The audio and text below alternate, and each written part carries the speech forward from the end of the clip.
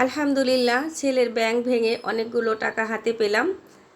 আর ভাসুরের বাড়িতে ব্যস্ততার সঙ্গে আনন্দের সঙ্গে দুটো দিন কাটিয়ে আসলাম। হ্যালো এভরিওয়ান, আসসালামু আলাইকুম, welcome back to my channel Shabnam daily blog.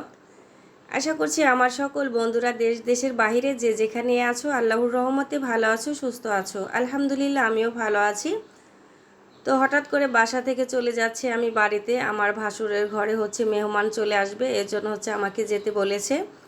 তো মেয়েরা বাসায় থাকবে, আমি একাই চলে এসেছি। এই যে বাড়িতে চলে এসেছি।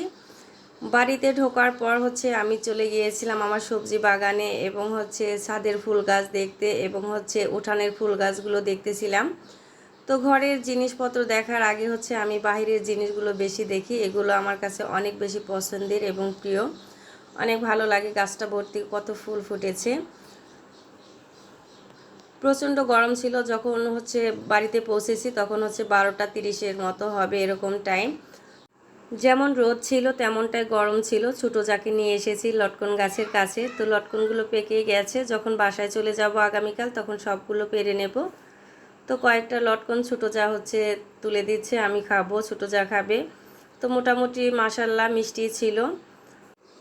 মেহমান আগামীকাল আসবে, এজন্য পিঠা আজকে বানিয়ে রাখবো। তো অসুস্থ আছে, অনেকটা ব্যথা জ্বর, তো আমি আসতে চাইনি। তো আমার যা ভাসুর ছোটো যা সবাই বারবার বলতেছিল আসতে হবে, কাজ করা লাগবে না, বসে থাকবে। তো যাই হোক, বাড়িতে যখন এসেছি বসে তো আর থাকতে পারবো না, যেহেতু একেবারে বিছানাতে পড়ে নেই, একটু হলেও সুস্থ আছি। তো ছোটো যাকে নিয়ে এই যে পেঁয়াজ কাটতে বসেছি। এদিকে পেঁয়াজের রস চোখে গিয়ে আমার ছোটো যা তো একদম কি অবস্থা। সে বলতেছিল ভাবি আমি আর পারবো না, আপনি একাই কেটে নেন। তো আমাদের এদিকে মুরব্বীরা এরকম করে, চোখে যদি পেঁয়াজের রস ধরে তো বটির মাথায় দুটো পেঁয়াজ দিয়ে দিয়েছি, এতে করে নাকি ঠান্ডা লাগে। তো যাই হোক, এটা আমি খেয়াল করিনি, যেহেতু আমার চোখে পেঁয়াজের রস একটুও লাগেনি। তো অনেকগুলো পিঠা বানাবো, এই জন্য দুপুর থেকে পিঠা বানানোর কাজটা শুরু করে দিয়েছি।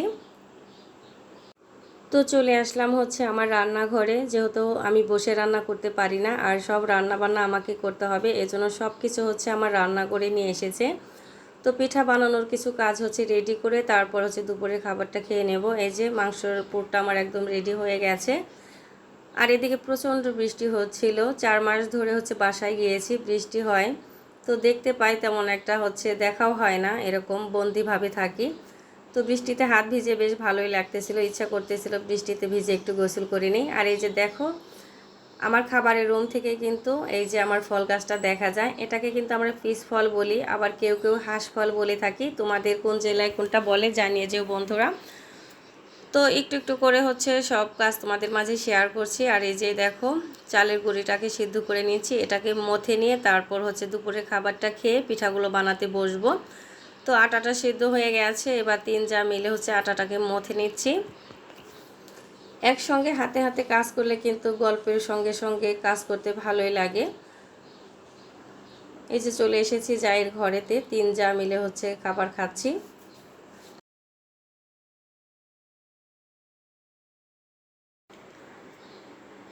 অনেকগুলো পিঠা বানানো হবে, অনেকটা রাত হয়ে যাবে। ভিডিওটি দেখতে দেখতে আমার যে সকল বন্ধুরা এতদূর চলে এসেও লাইক দিতে ভুলে গিয়েছো, ছোট্ট একটি লাইক দিয়ে বাকি ভিডিওটুকু কন্টিনিউ করো। তো খাবারটা খেয়ে আবার এই যে বসে পড়লাম পিঠা বানাতে। দুজা রুটি বানাচ্ছে আর আমি পিঠার শেপ দিয়ে নিচ্ছি। এই পিঠাটা আমার পরিবারের সবার কাছে অনেক বেশি পছন্দের। আমার ভাসুরের ছেলে মেয়ে এবং দেবরের ছেলে, আমার ছেলে মেয়েরা, আমি সবাই পছন্দ করি। অনেক বন্ধুরাই জানো মাঝে মাঝে তিন যা মিলে আমরা পিঠাপুলি বানিয়ে থাকি। যখন এই মাংসের পিঠাটা আমরা বানাই, দেখা গেছে 7 কেজি 8 কেজি মুরগি দিয়ে আমরা বানিয়ে থাকি। তারপর একসঙ্গে খাই, তারপরে ভাগ করে নেই। এতে করে সবার জন্য সুবিধা হয়, একা হাতে কাজ করতে গেলে অনেক সময় কষ্ট হয়ে যায়। যেহেতু আমাদের ভিতরে আলহামদুলিল্লাহ মিল এবং ভালোবাসা এখনও অনেক আছে, তো এভাবেই মিলেমিশে আমাদের দিনগুলো যাচ্ছে।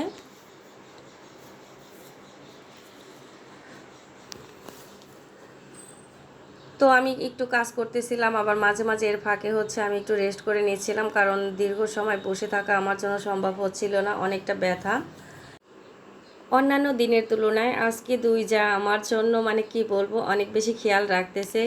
কিছুক্ষণ পরে পরে কোনো না কোনো খাবার এনে দিচ্ছে, আবার হচ্ছে ডিম সেদ্ধ করে এনে দিচ্ছে, বলে যে খাবার খেতে হবে, ভালো থাকতে হবে, ওই যে কাজ করাবে, এই জন্য হচ্ছে আমার যত্ন নিচ্ছে আর কি। তো যাই হোক, অনেকগুলো পিঠা বানানো হয়ে গিয়েছে।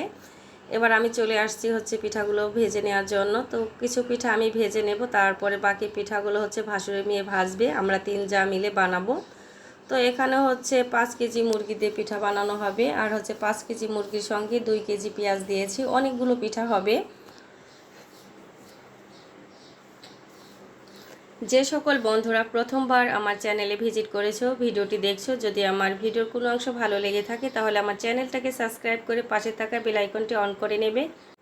আমি যখনই নতুন কোনো ভিডিও আপলোড করব তোমাদের কাছে নোটিফিকেশনটা পৌঁছে যাবে, তোমরা তোমাদের সময় সুযোগ বুঝে আমার চ্যানেলে ঢুকে ভিডিওগুলো দেখে নিতে পারবে।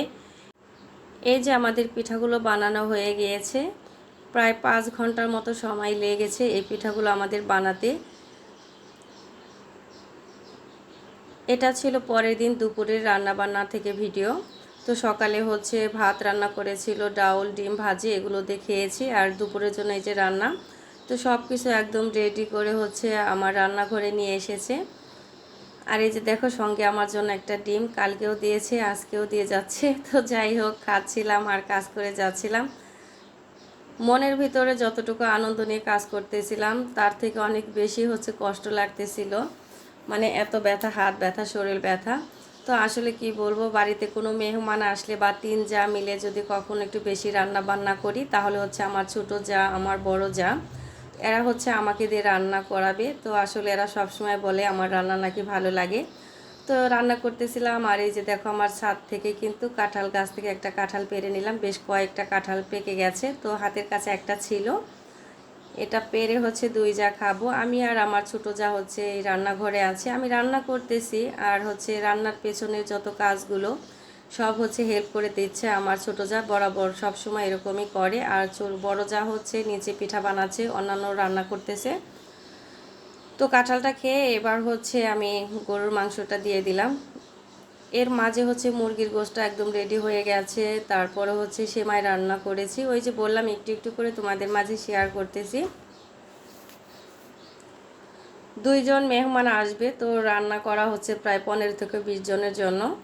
তো আসলে আমার ভাসুর বাড়িতে যখনই মেহমান আসবে অনেক বেশি আয়োজন করবে, অনেক বাজার করবে, আমাদেরকে নিয়ে, ছোটো দেবরের ঘরের সবাইকে নিয়ে আসলে একসঙ্গে খাবে। তো আমরা দীর্ঘদিন একসঙ্গে ছিলাম, আবার হচ্ছে এক যুগ পার হয়ে গেছে আমরা সেপারেট, তবু হচ্ছে ভালোবাসা একটুও কমেনি। সব সময় হচ্ছে আমার ভাসুর চেষ্টা করে আমাদের সবাইকে নিয়ে আনন্দে থাকার জন্য এবং একসঙ্গে খাবার দাবার করার জন্য।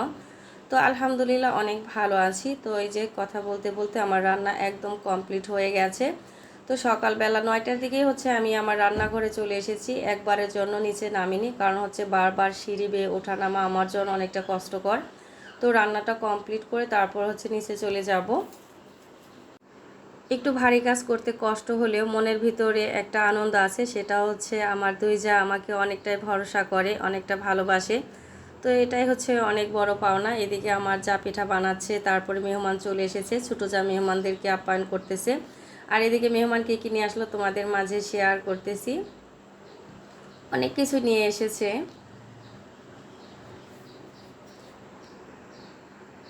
আমগুলো দেখতে সবুজ হলে প্রচুর মিষ্টি ছিল, লিচুগুলো অনেক বেশি ভালো ছিল, সব কিছুই ভালোই ছিল। তো এখন হচ্ছে সবাই একসঙ্গে বসে মেহমানদেরকে নিয়ে দুপুরে খাবারটা খেয়ে নেব। সেটুকু তোমাদের মাঝে শেয়ার করা হবে না, কারণ হচ্ছে সবাই ভিডিও করা পছন্দ করে না। তো দুপুরে খাবারটা খেয়ে তারপর হচ্ছে ছেলের ব্যাংক নিয়ে বসে পড়লাম, ছেলের ব্যাংকটা ভর্তি হয়ে গেছে টাকা দিয়ে। তো এই জন্য হচ্ছে ব্যাংকটা কেটে নিয়েছি, টাকা বের করব। ছেলে তো অনেক বেশি খুশি, বারবার বলতেছে আমার টাকা, আমার কষ্টের টাকা। তো আসলে খুব বেশি দিনের টাকা না, মাত্র কয়েক মাসের টাকা হবে এখানে। ওই যে ঈদের সালামি এবং হচ্ছে নানু বাড়িতে যায়, মামা দেয়, আন্টিরা দেয়, এবং হচ্ছে সুন্নতে খাতনা হয়েছিল তখনকার টাকা আছে। তো দেখা যাক কতগুলো টাকা হয়। ছেলে অনেক খুশি, মানে কি বলবো, বাচ্চারা বলতে এরকম, আমার টাকা কি করবে সেটা জানে না, কিন্তু হচ্ছে আমার টাকা বলে একটা গর্ব। তো ছোট থেকে আমারও অভ্যাস আছে ব্যাংকে টাকা জমানো, অনেক বেশি ভালো লাগে। তো সব সময় হচ্ছে অনেক ভারী টাকা দেয়া হয় না, মাঝে মাঝে হচ্ছে 10 টাকা 20 টাকা এরকমও কিন্তু রাখা হয়। তো অল্প হলেও কিন্তু প্রত্যেক দিন বা মাসে 4-5 দিন রাখলেও কিন্তু একটা সময় দেখা যায় অনেকগুলো টাকা পাওয়া যায়, অনেক সময় কাজেও লাগে এটা।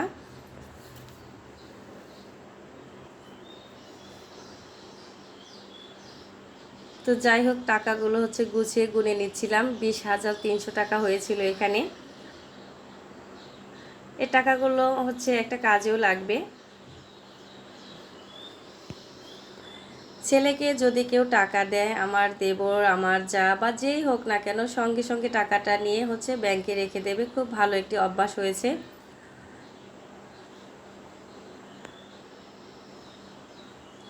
তো বিকাল হয়ে গিয়েছে, বাসায় চলে যাবার সময় হয়ে গিয়েছে। মেয়েরা বাসায় রয়েছে, মনটাও ভালো না। তো রান্না করে এসেছিলাম, তারপরও ভালো লাগছে না, মেয়েদের ছাড়া কোথাও যায় না। তো লটকন গাছের সবগুলো লটকন পেড়ে বাড়ির দেবর ভাসুর সবার ঘরে দিয়ে তারপর হচ্ছে আমি বাসায় চলে যাব। আমার ভিডিও কিংবা ভয়েসের মাঝে বন্ধুরা ভুল হলে সবাই ক্ষমার দৃষ্টিতে দেখো। আর ব্লগ ভিডিওটি তোমাদের কাছে কেমন লাগলো কমেন্টের মাধ্যমে জানিয়ে যেও। তোমাদের সুন্দর সুন্দর কমেন্টই পারে কিন্তু আমাকে নতুন ভিডিও বানাতে অনেক বেশি উৎসাহিত করতে। এই যে দেখো, ছোট্ট গাছে অনেকগুলো লটকন হয়েছে। এর আগেও হচ্ছে 2বার আমি হালকা পাতলা কিছু পেরে নিয়েছিলাম, অনেক বেশি মিষ্টি ছিল। তো যাই হোক, তারপর হচ্ছে রাস্তায় আর ভিডিও করা হয়নি, আমি চলে এসেছি বাসায়। এই যে দেখো, আমার যা অনেকগুলো খাবার দাবার দিয়ে দিয়েছে। অনেক খাবার আরও দিতে চেয়েছিল, তো আমি আনিনি। হাতটা প্রচুর ব্যথা ছিল, ব্যাগটা ভারী হয়ে গিয়েছিল বলে হচ্ছে আমি অল্প করে নিয়ে এসেছি, তবু অনেক খাবার দিয়েছে। তো এগুলো হচ্ছে আমি আনতেই চাইনি যে আমি নিতে পারবো না। তো আমার ভাসুর, তারপরে হচ্ছে আমার যা কথাই শুনবে না, যে মেয়েরা বাসায় রয়েছে তারা তো খাবে, ওই যে অভ্যাস, এদেরকে ছাড়া কখনোই খাওয়া হয় না, এটাই হচ্ছে বড় কথা। দেখতে দেখতে আমার বাসাতে প্রায় থাকা হয়ে গেল 4 মাসের কাছাকাছি। আর কয়েকদিন আছি, তারপর হচ্ছে বাড়ি চলে যাব। তো বন্দি জায়গা থেকে মুক্তি পাবো, অনেক বেশি ভালো লাগতেছে। এখন হচ্ছে সময় কাটতেছে না, কয়েকটা দিন কি করে তাড়াতাড়ি পার হবে এটা নিয়েই ভাবনা। তো যাই হোক, পার হয়েই যাবে। যে সকল বন্ধুরা আমার ভিডিওটি দেখছো, আমার শ্বশুরবাড়ির সবার জন্য দোয়া করবে, সবাইকে নিয়ে যেন এরকম ভালোবেসে বাকি জীবনটা কাটিয়ে যেতে পারি। আর আমি আমার সকল বন্ধুদের জন্য সবসময় দোয়া করি, সবাই সবার পরিবারকে নিয়ে অনেক বেশি হ্যাপি থাকো, ভালো থাকো। কথা বলতে বলতে ভিডিওর লাস্ট পর্যায়ে চলে এসেছি। আজকের মতো ভিডিও থেকে বিদায় নিতে হবে। আবার চলে আসব আমি আমার সকল বন্ধুদের মাঝে কোনো এক নতুন রেসিপি কিংবা ব্লগ ভিডিও নিয়ে। সে পর্যন্ত আমার বন্ধুরা অনেক বেশি ভালো থেকো, সুস্থ থেকো। প্রত্যেকের শুভ কামনা করে বিদায় নিচ্ছে। আল্লাহ হাফেজ।